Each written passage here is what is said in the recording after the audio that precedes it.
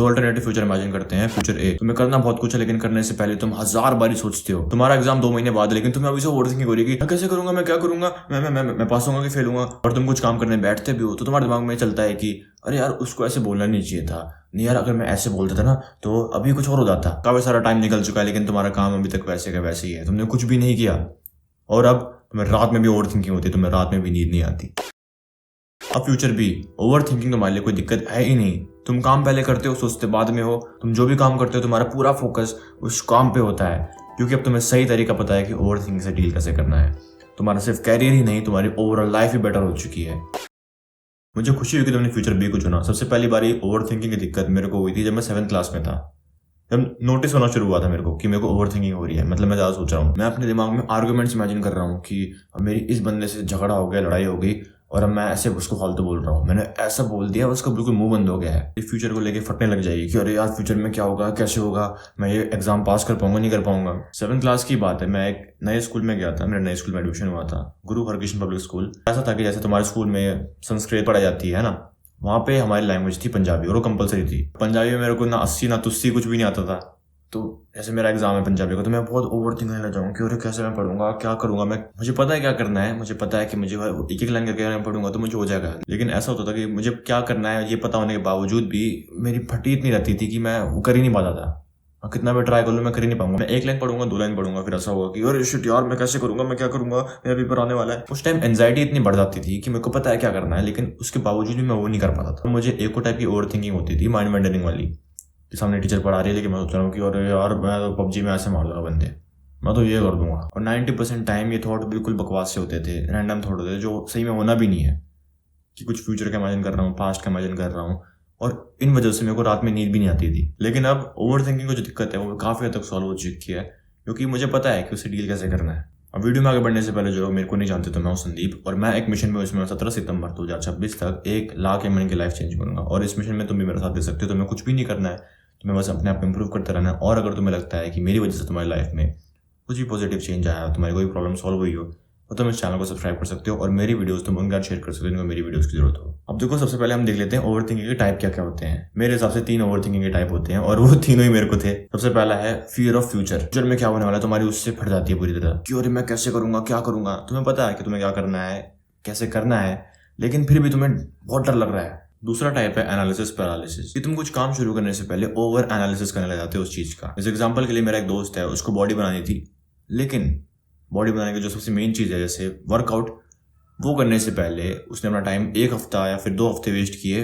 Perfect diet plan करने में कि अरे पनीर से 40 ग्राम प्रोटीन मिल जाएगा मुझे, इससे वो मिल जाएगा, ये इतने का आता है, वो इतने का आता है। तो मुझे लगता है कि अभी वो कैसा होगा, उसकी बॉडी बन चुकी होगी, अभी तक वो वैसे का वैसे ही है क्योंकि उसने मेन एक्शन किया ही नहीं। और तीसरा है माइंड वेंडरिंग वाली ओवर थिंकिंग। तुम कुछ काम कर रहे हो लेकिन तुम्हारा दिमाग कुछ और काम कर रहा है। तुम कहने को तो क्लास में पढ़ाई कर रहे हो लेकिन तुम सोच रहे हो कि यार उसका टेक्स्ट क्यों नहीं आया अभी तक, क्या मुझे वो टेक्स्ट भेजना चाहिए था। मतलब तुम काम कुछ और कर रहे हो लेकिन तुम्हारा दिमाग कुछ और काम कर रहा है। अब सबसे पहले बात करते हैं फियर ऑफ फ्यूचर वाली ओवर थिंकिंग को लेके। सबसे पहले देखते हैं कि तुम्हें होती क्यों है ये। देखो, हम जो ह्यूमंस हैं, हम ब्लेस्ड हैं, हमारे पे एक पावर है कि हम फ्यूचर में प्रेडिक्ट कर सकते हैं, रिस्क कैलकुलेट कर सकते हैं कि क्या होगा, कैसे होगा, हम ये करेंगे तो क्या हो सकता है, वो हम देख सकते हैं। लेकिन ये जो हमें रिस्क कैलकुलेट करने वाला वरदान मिला है हमारे लिए, यही कभी कभार एक श्राप बन जाता है जब हल्की सी एंजाइटी ऐड होती है उसमें, जब हम सिर्फ उन रिस्क के बारे में सोचने लग जाते हैं और उसको लेकर डरने लग जाते हैं कि अरे नहीं यार अगर मैं फेल हो गया तो ये हो गया तो वो हो गया। तो उस टाइम डर की वजह से हमारे ब्रेन को लगता है कि हमारी बॉडी अभी खतरे में है, और हमारे पीएफसी से, हमारे लॉजिकल ब्रेन से कंट्रोल आ जाता है हमारे लिजर्ड ब्रेन में, हमारे लिम्बिक सिस्टम पे,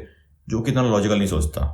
तुमने देखा होगा कि तुम्हें पता होगा कि तुम्हें करना क्या चाहिए, तुम कैसे करोगे, लेकिन वो सब पता होने के बावजूद तुम्हें अंदर अंदर कहीं पता है कि हाँ मुझे ये करना चाहिए, लेकिन फिर भी तुम्हारी फटी इतनी पड़ी है कि तुम सोच नहीं पाते सही। और जब उस चीज़ को काफ़ी हफ्ते हो जाते हैं, काफ़ी दिन हो जाते हैं, तो तुम्हें रियलाइज होता है कि अरे यार इतनी सिंपल सी चीज़ थी, मैं वो नहीं कर पाया, क्या यार मैं तो बहुत फालतू सोच रहा था यार। अब इसका फिक्स क्या है, क्योंकि हमारे शरीर में एंजाइटी ज़्यादा बढ़ जाती है, तो हमारा सबसे पहला गोल होना चाहिए कि हमें अपनी बॉडी को काम करना है। काम कैसे करोगे, तुम ब्रीदिंग से अपने आप को काम कर सकते हो। डीप ब्रीथ लेना शुरू कर दो,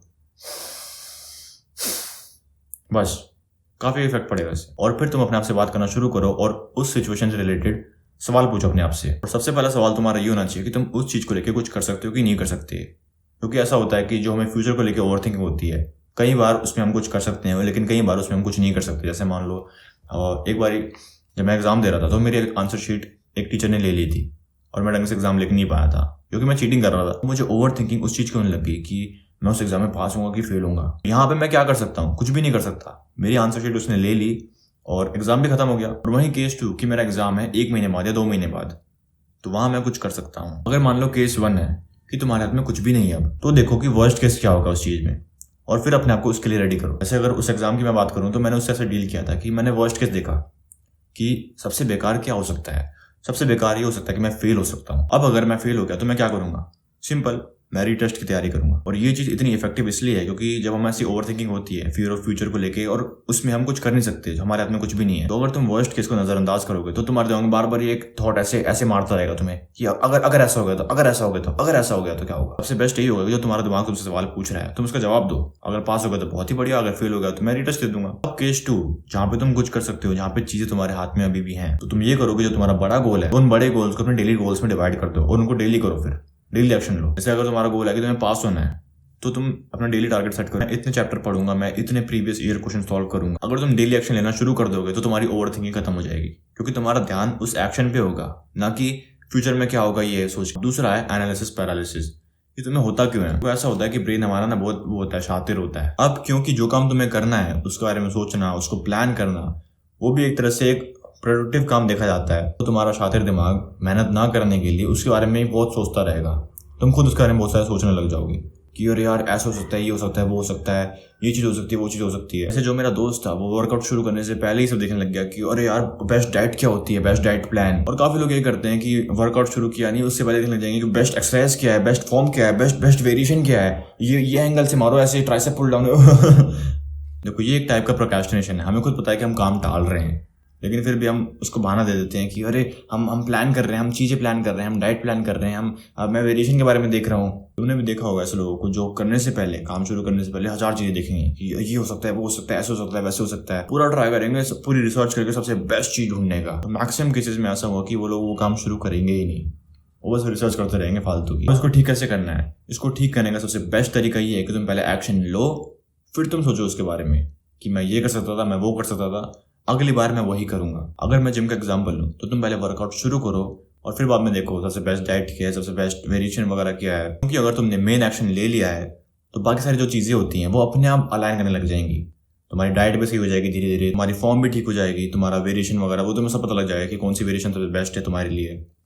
बस अगर तुम वर्कआउट शुरू कर दोगे तो सब चीज हो जाएगी। जैसे पहले मैं लड़कियों को अप्रोच करने से पहले बहुत सारी ओवर थिंकिंग करता था कि मैं ऐसे कर दूंगा, मैं ये कर दूंगा, मैं वो बोल दूंगा, मैं ये बोल दूंगा तो ये हो जाएगा, फिर यार वो ऐसे बोल देगी तो नहीं यार मुझे ये चीज़ नहीं बोलनी चाहिए, मुझे को ये चीज़ बोलनी चाहिए। बार बार के यूट्यूब पे वीडियो देख रहा हूँ कि अप्रोच कैसे करें, कैसे बात करें, कैसे शुरू करें। लेकिन जो मेरी लड़कियों से बात करने की स्किल है वो सबसे ज़्यादा डेवलप तब हुई जब मैंने पहले एक्शन लिया और फिर मैंने एक्शन के बारे में सोचा कि मेरे को ये करना चाहिए था, मेरे को वो करना चाहिए था। सबसे ज्यादा मेरी इंप्रूवमेंट तब हुई। अब आखिर है माइंड वेंडरिंग। माइंड वेंडरिंग को तुम ठीक कैसे करोगे? माइंड वेंडरिंग को ठीक करने के लिए सबसे बेस्ट चीज है माइंडफुलनेस। अब तुम माइंडफुल कैसे रहोगे? मान लो तुम किसी भी चीज के बारे में सोच रहे हो कि तुम पास्ट में ये कर देते, अगर तुम पास्ट में ये कर देते तो ये हो जाता। तो बस अपना पूरा दिन अपने प्रेजेंट मोमेंट पे लाओ। अपने आप को तुम्हें बिल्कुल हेट नहीं करना। अपने आप से बस तुम्हें ये बोलना है कि कोई बात नहीं, अगली बार जब सिमिलर सिचुएशन आएगी तब मैं यही चीज कर दूंगा, अभी मैं अपना ध्यान अपने काम पे ले आता हूँ। सेम चीज जब तुम किसी फ्यूचर की सिचुएशन के बारे में सोच रहे हो कि मैं ये कर दूंगा, मैं वो कर दूंगा, फिर ऐसा हो जाएगा, वैसा हो जाएगा, फिर मेरे को सब राजा मानने लग जाएंगे। अपने आप को आराम से, बिना हेट किए आराम से बोलो कि कोई बात नहीं, ठीक है संदीप, वो भी हो जाएगा, अभी मैं अपना ध्यान अपने काम पे ले आता हूँ। जो भी तुम उस टाइम कर रहे हो, मान लो तुम नहा रहे हो, खा रहे हो, कुछ भी कर रहे हो, बस जो भी तुम काम कर रहे हो उस पर फोकस ले आओ। जैसे अभी इस वीडियो की स्क्रिप्ट लिखते वक्त मैं ये सोचने लग गया कि अगली वाली वीडियो में मैं ऐसा कर दूंगा, वैसा कर दूंगा, जिसकी मैंने अब तक स्क्रिप्ट लिखी नहीं है, मैंने सोचा नहीं है मैं किससे बनाऊंगा, लेकिन मैं ये कर दूंगा, वो कर दूंगा, सोचने लग गया। तो मैं वापस अपना ध्यान आराम से अपने स्क्रिप्ट लिखने पर ले आया। मैंने कहा ठीक है कोई बात संदीप, वो तो कर दियो, अभी पहले इस वीडियो की स्क्रिप्ट लिख लेते हैं, बस सिंपल। और हो सकता है तुम्हारे साथ बहुत बारी हो, तुम्हें अपने आप को हिट नहीं करना, ठीक है, बहुत बारी हो सकता है ये चीज़, जितनी बार होता है उतनी बार वापस ले आराम से। तो आज की वीडियो के लिए इतना ही। अगर तुम्हें ये वीडियो पसंद आई तो मुझे पूरा भरोसा है कि तुम्हें मेरी बाकी वीडियोस भी पसंद आएंगी, तो फटाफट चैनल को सब्सक्राइब करो और मेरी बाकी वीडियोस भी चेकआउट करो। अगर तुम्हें इन लोगों की तरह मुझसे गाइडेंस है, मुझसे मेंटरशिप चाहिए तो पिन कमेंट जरूर चेक करना। बाकी मैं मिलता हूं तुम्हें अगली वीडियो में, तब तक के लिए कीप इंप्रूविंग, बाय बाय।